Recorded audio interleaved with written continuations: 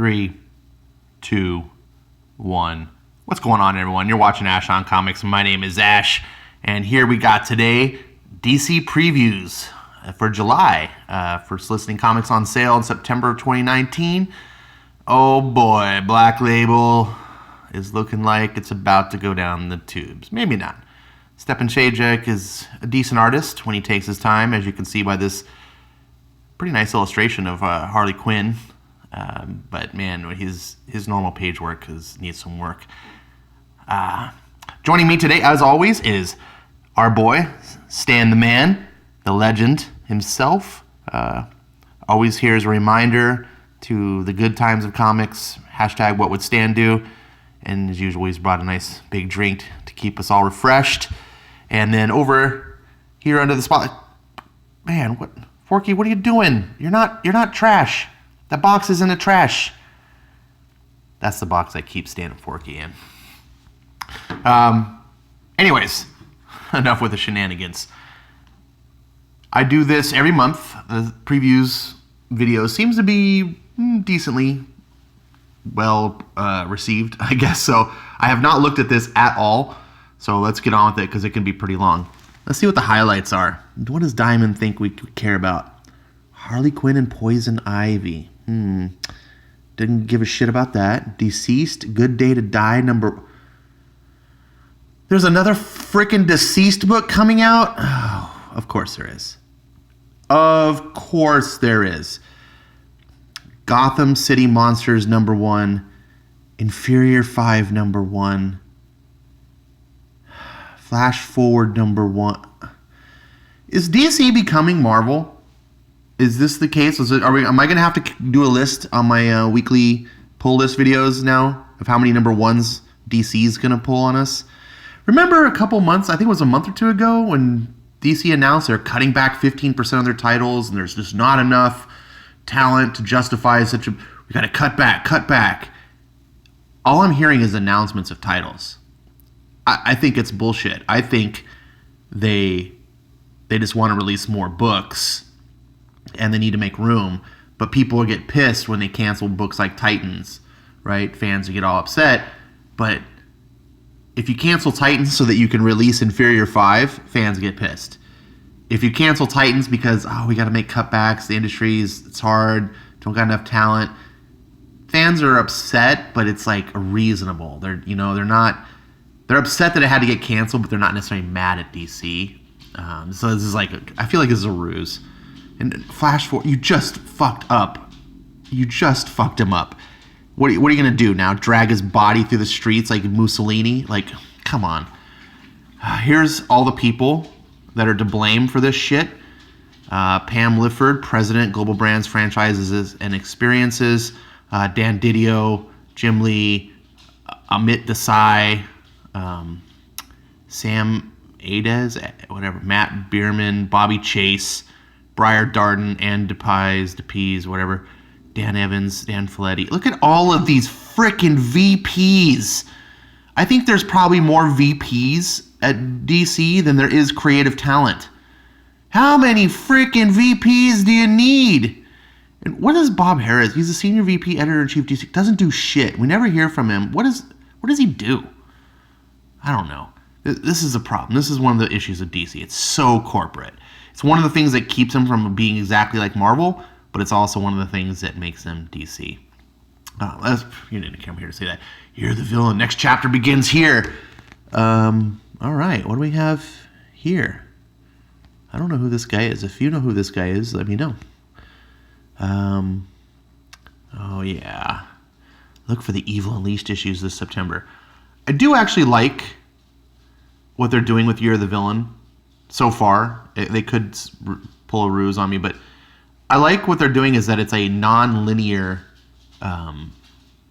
event in the sense that you don't have to read comics in order to follow the story. It's sort of a thematic event, right? And then there's a story of Luthor giving away all of his fortunes, everything he's ever amassed, all his power, everything, to give each of these DC heroes or whatever, these books, their nemesis, the power that they need to beat the hero, which is a kind of a neat concept. So if you like Deathstroke, for instance, and you're curious about how that's going to all throw down, you can read the Deathstroke books and see how that all works out. But if you don't give two shits about Catwoman, you don't got to read Catwoman to follow the story, right? That's just Catwoman's story. So I think that's really cool. So, for instance, I'll read probably Batman and Batman the Outsiders and Detective and Flash and Hawkman and Justice League, the 3 Justice League books, maybe Red Hood, and I'll pass on the rest. And I won't feel like, I'm missing out on the story. I hate that. It's too hard on fans. I mean, if you wanted to buy all these books, comic companies, I think, are way out of touch. They think that most readers buy all the books. Lex Luthor, you're the villain number 1. So here we got probably, the main arc story. So if you want to follow the main story, you can read this. And this is, Metal wasn't quite this way, but Metal did a kind of a similar thing where you just follow the main Metal and you didn't have to follow all the side stuff if you didn't want to. You could just read Metal and get the main story. This seems to be even more, and it's a sequel to Metal, which is the way events should go. Events should matter, right? You should read this book and go, oh, remember what happened in Metal? I hate what Marvel does with their events, and it's just throwaway. Next year, War of the Realms won't mean squat. It doesn't matter. These cardstock covers. Look for more cardstock variant covers in September. Yeah. I stopped getting your variants because of this bullshit. Charging you $1 for a thicker cover. $1. It might cost you maybe 5 cents extra per issue to print. I would even say not that much. And you're passing that on to the customers as $1. That's how you price hike. And that's what they did back in the 90s. Where they transitioned from newsprint to Baxter paper. So then they had to raise the price of comics an extra 50 cents or $1. I think it was $1. I don't remember. It was at the time it felt like a substantial hike, but it's hey, you're getting this nice new paper. And then it was now we're doing die cut covers and hologram covers and polybagged issues and all this stuff, and prices kept going up and up and up. And then people feel we get this deluxe book, so we pay the extra cost. But then you get used to paying that cost, and then the deluxe stuff slips away. The cost cutting slips in. They go back to cheaper paper, back to less gimmicky, but they keep the price intact. Mark my words, you watch what Marvel's doing. Marvel is trying to get that $4.99 price tag to stick. And DC, of course, just follows Marvel's lead. 6 to 12 months later, DC's because it takes a while to steer the ship. You can't just, everything happens on a delay in publishing. Who cares? I'm just supposed to be doing this preview thing, and I'm sitting here bitching about stuff. Powers, the best ever hardcover, pass. Harley Quinn, Poison Ivy, super. Jodie Hauser, super pass. Batman 181 facsimile edition. I'm not a big fan of these facsimile editions. I do like the True Believers comics, and apparently DC has their own version coming out. But the True Believers are $1. These are $3.99. There's that cool picture. Black Label. I don't have any reason to believe Harleen is worthy of a Black Label book, especially has Stepan Sajic written anything that we know he's a great writer. He's a decent artist, but like I said, his page work isn't the best. His cover art, you can tell he takes more time. That looks nice. And then his line work and his page, he's not that great. $7.99? Oh, it's going to be an oversized book. I'll be passing on this. Brian Michael Bendis. Oh, God, no. The Legion. Who is the mystery woman from today stranded in the future? Oh, no. Some mystery woman stranded in the future. Good thing they all can have time travel. So stupid. Bendis is so stupid. Brian Michael Bendis brings back the Legion of Superheroes. But where in the galaxy are they? somewhere where Bendis doesn't have to worry about continuity. It's like that's where he does Young Justice. Just throws him out into space somewhere. It's going to throw Legion out there. Doesn't have to actually care or do research or stick to. He can just. That's what he's going to do. And this just reminds me of the stupidity. They screwed up Jonathan Kent for Bendis to get him for Legion, so they could put John Kent in the Legion of Superheroes. Which, by the way, where is he? Where's our boy John? Where? Look at this shaved head weirdo. God, so stupid. So our boy John Kent had to be aged up. Well, why couldn't the Legion come back from the 31st century 7 years ahead of the present time in comics and get him when he's already just naturally aged up? Right? Like, you could have even done a whole miniseries 7 years in the future from now where John is that age and tell that story and sold extra comics. But you had to ruin him. You had to spit on fans. And, oh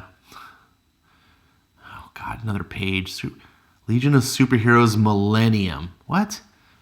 Are they giving... Millennium connects thousands of years of DC's future time. Oh, God. Tom Taylor is getting a sequel. I can't... Part of me wants to roll my eyes, but honestly, Deceased, the first issue was pretty good. And I've been hearing good things about the later issues. They gave him a really shitty artist. It could have been really good. I like these homage covers too, by the way. They've been doing some pretty cool stuff. This is out of continuity, right? It's very much in the same concept like Tom Taylor's other successful book, Injustice. And Injustice had sequel after sequel, so I can't really fault this. It's not my cup of tea. I don't like to support Tom Taylor, dude's a super SJW, and just hateful to fans, and just I don't want to support him. But if you like his books, like I said, honestly, Deceased was all right, and Injustice was good. So Scott Lobdell and Brett Booth are gonna not F up Wally West. That Tom King's already done that from the pages of Heroes in Crisis. But this character's ruined. I'm really curious to see what they can try to do to rectify this character. Oh, here we go. Curse of the White Knight, number 3 is going to be out. Oh, yeah, I guess so, in September. This is the book. Holy shit. Notice something, that White Knight was the Eisner Award nominated miniseries. Why this didn't win is only because the Eisner Awards are a pure popularity contest and a political, it's a political statement. White Knight was probably by far, it's one of the most exciting, the most influential, the most impactful miniseries probably in 20 years.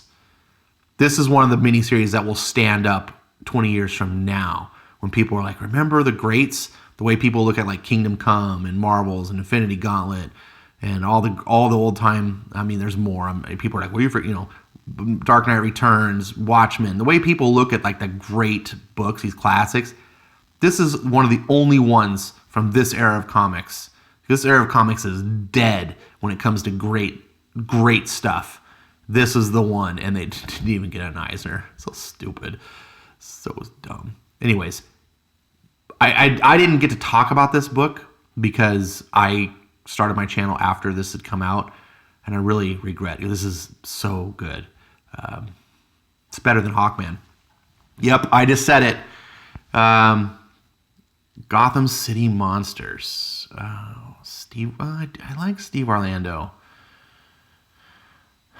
I'm not getting this. Furier 5, Keith Giffen and Jeff Lemire. Oh. What is this?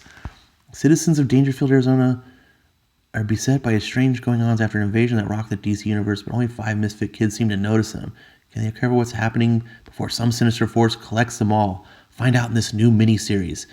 And in the backup feature with the story and art by Jeff Lemire, the Peacemaker is on a top-secret mission from Checkmate and Amanda Waller to find a mysterious weapon before the Russians can. No, those Russians. Miniseries so big, only Keith Giffen and no, whatever. Pass. It might actually be good. There's some talent behind. Oh my God, vomit in my mouth. Let's see, dollar comics from DC. So this is what I had heard, that DC was bringing back, or they're copying Marvel's True Believers line. They're just called dollar comics. This is really, really uninventive. Dollar comics. Here's the problem when you call it dollar. I guess it's kind of good because it forces them to stay at that price point for a while, but it's also bad for, like, remember when dollar stores came around? It was like, oh, dollar stores like 10 years ago. But now, like, inflation's gone up so much. It's like nothing's a dollar in the dollar store. You're like, oh, that's a bad idea. These won't be dollars comics for long. So Greg Rucka, the guy who's currently shitting the bed for DC right now with Lois Lane. Oh my God, I haven't seen an SJW book so blatantly just Trump deranged syndrome, anti-male, just completely this white knight, suck it up to feminists, want the pee-pee touches book as Greg Rucka's Lois Lane. Like it's embarrassing. I would never read. What the oh God, no, stay away. Hush. This is one of those books that I need to read. It's like, it's Jim Lee and Jeff Loeb, and it's Batman, and like, why? Like, the thing is, are they going to do like the True Believers line where they just come out with one book and then move on, or are they going to like do the story? That'd be really interesting if they just did the whole Hush, like reprinted them. But I doubt it. They probably want you to get the book and get hooked and then go buy the trade. Are you kidding? At least True Believers is always like good picks. Stupid. Like, here we go. That seems worthy. Action Comics. Oh my. What the? Featuring the dramatic return of Naomi. What the? Oh God. That's my face. That's the face of every comic fan that likes good DC comics. There's Sergeant Bat's face. Oh, stupid. She is so stupid. Issue 5 of her series just turned her into a bigger Mary Sue than Rey from Star Wars. Like, it's unbelievable. She's nothing. Go see my review of issue 5 of Naomi. This is another one of those embarrassingly bad books. And just sad. At least if you're a collector, you can get the cover that doesn't look embarrassing, even though the inside will be embarrassing. Oh, Kelly Sue DeConnick continues to make Hawkman the $1 billion franchise. They finally made made Aquaman the $1 billion franchise in the movies. Finally, Aquaman was about to elevate the A-list and be awesome. Dan Abnett was reinventing the character, so to speak, like changing hearts and minds. And then DC was like, "Nah, let's put Kelly Sue DeConnick on. We don't want Aquaman to be cool and have people like it." Speaking of liking anything, holy shit! Female Fury Cecil Castellucci starts. I don't know if she starts on 39, but stay the hell away. I'm warned. Oh my God, it's gonna be awful. DC's becoming the new Marvel. Batman 78, Tom King. Okay, it's like we've seen this before. Catwoman, Batman. Oh, she's back. She's back. Are they going to get married this time? No, because they're going to save it for the 12-issue miniseries that he's doing where they're going to get married, and it's going to ruin Batman forever. Mark my words. Batman 79. Oh, Clay Mann doing art in the Batman. Nice. Catwoman strikes. Who cares? It's a Batman book. Get the fuck out of the way. Sorry for my language. Batman Beyond 36. Jan Jurgens is continuing to write this. I've been hearing rumors. I haven't substantiated this myself, but someone told me that Brian Michael Bendis was taking over this book. But this is September and his name's not attached, so maybe that was just rumor. Brian Hill still on Batman the Outsiders. See how long he stays around. Batman Superman number 2. This is going to be what I'm interested in. Josh Williamson is writing The Flash, year 1 right now, and the normal Flash. Also writes Birthright, which is phenomenal, by Image Comics and Skybound. I'm very curious what he does with Batman Superman. This is a great series, Batman Teenage Mutant Ninja Turtles number 3. Holy shit. they make it work. Like, if you look at this and go, that's a stupid... Like, I'm the kind of person, I don't like mashups. You know, when they do things like put Thundercats, He-Man or something, I'm like, oh, it's goofy to me. I don't like that. And so I kind of stayed away from this, but this works. The story that James Tynion came up with of why these characters are together, like, it makes sense. You're like, oh, that's interesting. Batman versus Ra's al Ghul. Ra's al Ghul is one of my absolute favorite Batman villains. Neil Adams is like the legendary Batman artist. He's kind of a weird writer. I'm very curious. Bats is not buying DC Comics anymore. Sergeant Bats. So he's going to miss this. I'm really shocked. Cat Howard Books of Magic, number 12. No one cares about this book. I think it's selling 5,000 copies. Didn't Vertigo get canceled? What? DC. Catwoman 15, written by Ram the Fifth. Art. What happened to the... What's her name? I don't care about Catwoman, never did. I mean, I like her as a kid. She's a great Batman character. I just think she's stupid to have her own book. A miniseries, maybe. Collapser. Another book that no one cares about. DC's Young Animal is back. Why is this back? DC you just made an announcement that you're canceling all of your little imprints and you're just having DC Comics, DC Black Label, and then DC like Young Readers or whatever. Like, so it's no confusion. I've been reading DC Comics for a little over a year, and I still don't know what the hell Young Animal is. I'm confused as hell. And why is Doom Patrol in it? And like, who is this? And what is it? Is it continuity? Is it not continuity? Is it meant for young people? Is it meant for adults? Is it a Vertigo wannabe? And if so, why did you bring back Vertigo? Why do you have this? Why are other titles going to Black Label? This like makes no sense. I'm skipping anything to do with Young Animal. It's just retarded. I don't understand what this is for. Why is DC just throwing money down the pit? Peter Tomasi, new artist Christian Douche. Are they just not getting a regular artist for Detective Comics? Is Dan Didio just basically intent on saying, I don't want Detective Comics to succeed? Can you put a regular good artist on the book? Try on this book. It's better than Batman. The sales, and by the way, the sales of Detective are going up while Batman's going down. If they wouldn't have to try very hard to make Detective the number one comic book. Speaking of more Detective, Doug Mahnke maybe coming back finally. Deathstroke 47. People who I don't read this, I should. This is like right up my alley, but I don't. I don't know why I just never got into Deathstroke.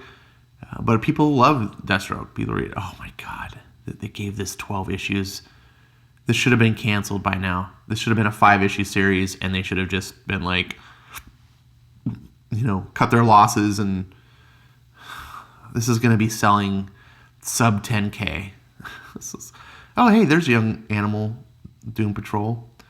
I was kind of interested in this because of Gerard Way and his, what he did with Umbrella Academy. And Umbrella Academy has so similar to Doom Patrol in many ways. So I was like, oh yeah, maybe he could do something cool with Doom Patrol. And then I saw this and I was like, oh, fuck this. I don't care. Like, I don't want non-continuity. Comic books, mainstream comic books are about continuity. Superhero books. I want Doom Patrol to run around in the same world that Justice League does, that Batman does, not in some weird, pretentious, postmodern comic world that's a wannabe Vertigo. Speaking of Vertigo, I thought this was canceled. Get Your Dreaming. Oh, Event Leviathan goes on. What is this? What are they doing to Superman? Batman versus Superman in the Interrogation of the Century. Yay. I gotta admit, Event Leviathan issue 1 was good. Doesn't mean it'll stay that way. It's Bendis. Freedom Fighters 9. Issue 6 is where I'm at now, the series, and this picked up amazing. It started off slow, but I was like, it's Robert Venditti, I'm gonna stick with it. Second issue was like, oh, okay. This is the second issue and the first issue should have been one double-sized issue because they go together like they feel like a single comic, and it felt better. All the action was in the second issue. The first issue just was a lot of setup. They should have done that, and then I think people would have been more like interested to read on. The third issue was good, and the fourth, and then the fourth was like, oh, this is starting to get good, and then the fifth, ooh, and then the sixth issue, we're like, damn boy, like Venditti, you just know he knows how to build up these stories. He did the same thing with Hawkman. The first like 4 issues of Hawkman were like, okay, this is kind of interesting what you're doing here. And then by like 5 and then 6, you were like, oh shit. And then issue 7 just was like slam dunk in your face. Flash 78. This does not look like year 1 anymore, so it'll be done by then. Year 1 is fantastic. I actually just buy this comic for my friend's daughter who was interested in Flash, and I was trying to encourage a comics habit, and, get in the hobby. But I've been enjoying the year 1, and Josh Williamson is super talented. I just don't want to buy the book twice, so I'll read her copies. Green Lantern, number 11. I don't know if I'm going to stick with this book. Grant Morrison is really hit or miss. Harley Quinn, this book is fucking terrible. I can't decide who's worse, Stan Humphries or the other guy that writes this book. I can't remember his name. He writes Wonder Twins right now. Both of these guys are like interchangeable, and they're just such...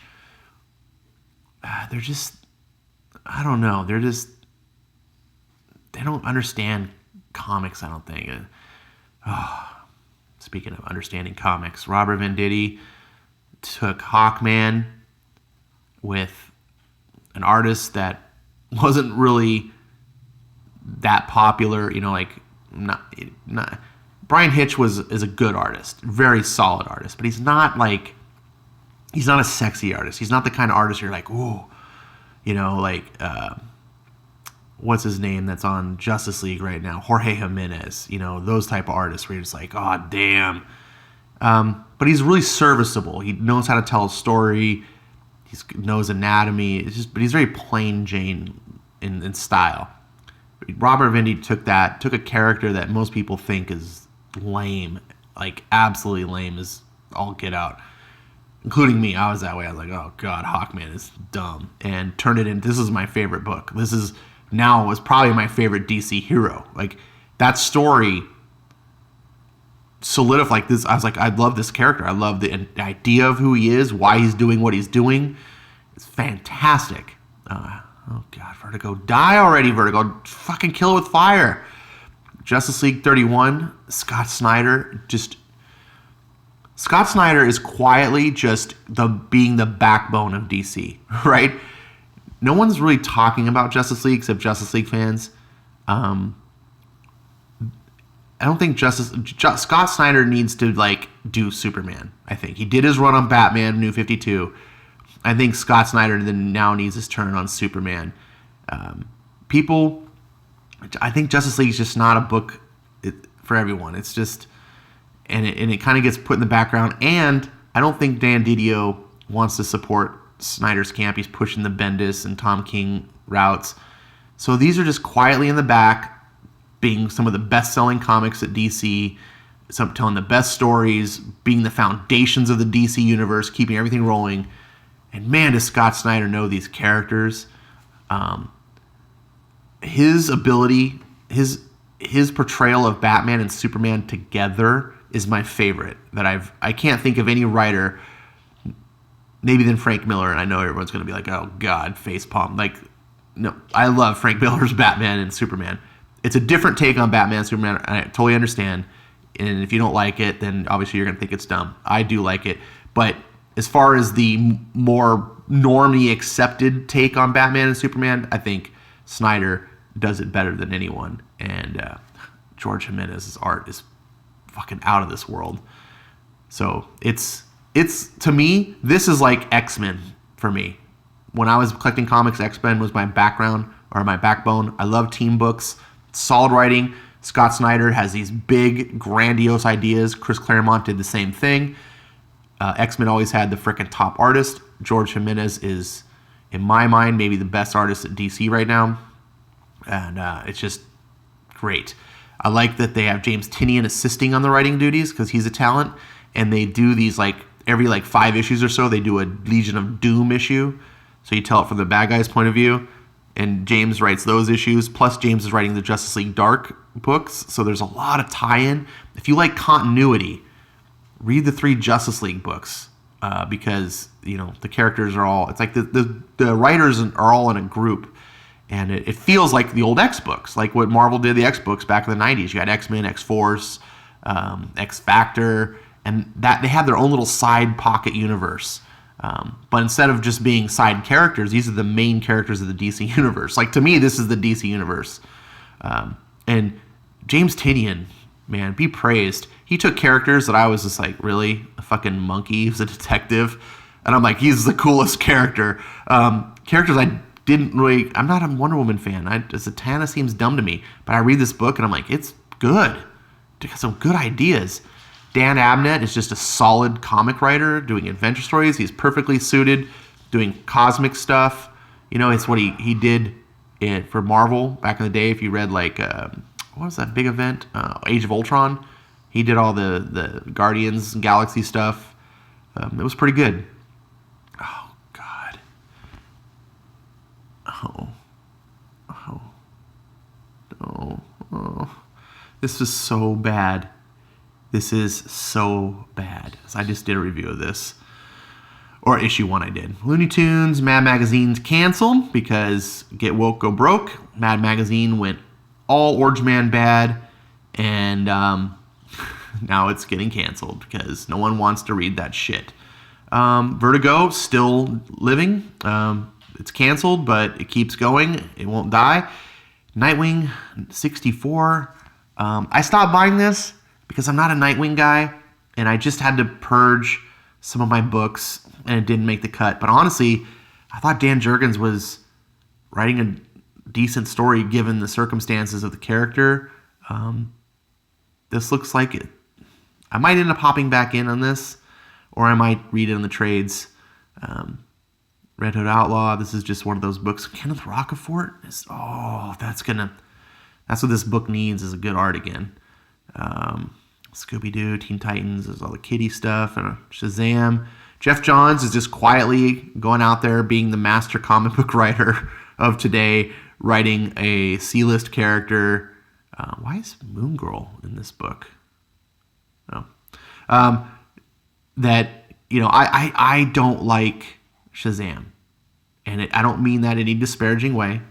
I know he's got his fans, and people are like, oh, I love Captain Marvel. The real Captain Marvel. And more power to you. I'm not trying to insult the character or anything. I just don't resonate with it. It's not my cup of tea. Otherwise, I honestly, this name alone, Jeff Johns, I'll buy anything he does. And part of me even still today, it's like, why aren't you buying this, Ash? Like, this is probably one of the better books at DC. Yeah. Supergirl. I don't like token characters. So I don't like Supergirl, and I'm not going to buy her book. Again, no insult to Supergirl fans. Supergirl shows up in a Superman book or anything else. It's like, okay, cool, whatever, but I have no interest in reading. Wow, ran out of space. This video is running long. Superman 15. Oh, here's where the Legion comes to take your son away. I'm really curious to see how Bendis writes the story of Superman letting his son go off into the future. The world's fucking worst parents. Oh, that's super. I thought that was Lois for a second. I was like, oh, that's Superboy. Oh, God. Why is he wearing Black Lightning's costume? What's up with the shaved head? What the? Are they guys? These guys from Portland? Who shot the decoy corpse of Jimmy Olsen? Oh, it's gonna be fucking terrible. Oh my God, I can't. This is a train wreck in the making. Teen Titans 34. Teen Titans not my cup of tea. Adam Glass is a mediocre writer. But if you're a fan of this, maybe it's your thing. The Terrifics is the book I wish I was buying, but every single book of the New Age I bought, they kept canceling. So this was the only one left. And I was like, if I buy this, they're going to cancel it. And sure enough, I don't buy it and they don't cancel it. So I guess everyone that likes this book, you can thank me for not buying it. Bizarro should be in the Red Hood books, but apparently he needed to be taken away for something else. Wildcats. Look at this. Look at these cool covers. You're like, oh, I love Wildcats. This is not indicative of what the book looks like. This is bait and switch. You look at this and go, yeah, badass Wildcats. And then it's Ramon Villalobos art. You're like, oh, okay, who's Ramon? Ramon Villalobos is the guy who did the Border Town book, the art from Border Town. Yeah, that's who they picked to do art for Wildcats. Jim Lee's Wildcats, not Brett Booth, mind you. Brett Booth could have probably sold the shit out of Wildcats. No, they put Ramon. I was so excited when they announced they're bringing back Wildcats, and then they did that. I was like, what the? That art, I don't want that. It's terrible. Wonder Twins #7. Oh, Mark Russell's that guy's name I was trying to say before. Mark Russell and Sam Humphries, just interchangeably bad, terrible. They're like man babies. G. Willow Wilson, of course, total social agenda writer. I have no desire to read Wonder Woman. Batman Universe. You want Brian Michael Bendis' Batman? Here you go. It's Walmart. Oh, look, and now you get Tom King's Superman. There you go. Titans Burning Rage. So they canceled Titans. Oh, this is the Titans from the Walmart books. So Dan Jurgens. So you might get a decent Titan story, actually. Dan Jurgens. These might be good if you want some Titan stuff. Wonder Woman, Come Back to Me. Amanda Conn, I don't know. And then we get these... What the fuck is this book called? Girl Power? Oh, The Art of Amanda Conn or whatever. So, Brave and the Bold. Here's all trade paperbacks. Detective Comics. Like Golden Age Omnibus. Silver Age Omnibus. Okay, cool stuff. So, very DC Halloween. I don't like those specials. Those aren't for me, but some people like them, I guess. Doomsday Clock Part 1 hardcover. What? You're not putting this all in one book? What? I guess that's okay. I guess it would be a pretty thick book because they're 12 issues and I think they're double. Still, I mean, I just bought the omnibus for the first 16 issues of Descender. It's a beautiful, oversized omnibus. That's why I like to see Doomsday Clock get that treatment. But we know, well, that's why they're doing part 1. Never mind. Because the series won't be finished yet. So they want to be able to release a book. I see what you're doing. Hey, look, Doom Patrol by John Byrne when it was part of the normal DC universe.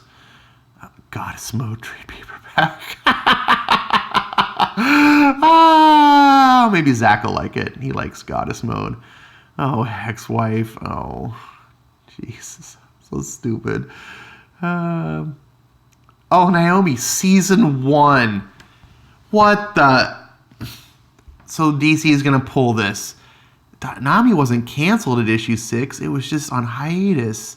So it'll come back in season 2. They've been talking about this for a couple years now, of treating comic books like TV shows and doing them as seasons and not doing just ongoing comics. They just want to kill comics.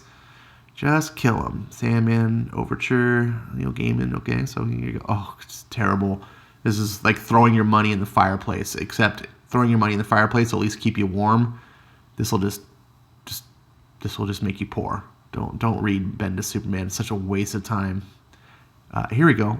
Mark Millar, Superman Red Son, if you want to read an interesting... let's see. Wonder Woman, Just War. Look, geez, they got a lot of freaking...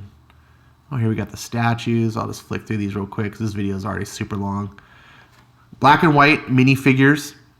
Oh, these are new ones. So here's an interesting thing about these figures. I saw these in the store and I was like, oh, I think they're like $5.99 a pack.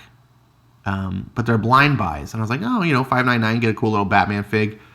Then they released the whole pack. I think they were $5. They released the whole pack and included a seventh unique figure for $35, which would have been $5 a piece, except you wouldn't have had blind buys to collect them all. So if you're a collector, don't buy the blind bags. Just wait until the whole box set comes out. You'll get the individual piece and you'll save money. So they don't want you to know that, though. They want you to buy these. If you're just interested in one Batman figure and you don't care which one you get, then I guess that's okay.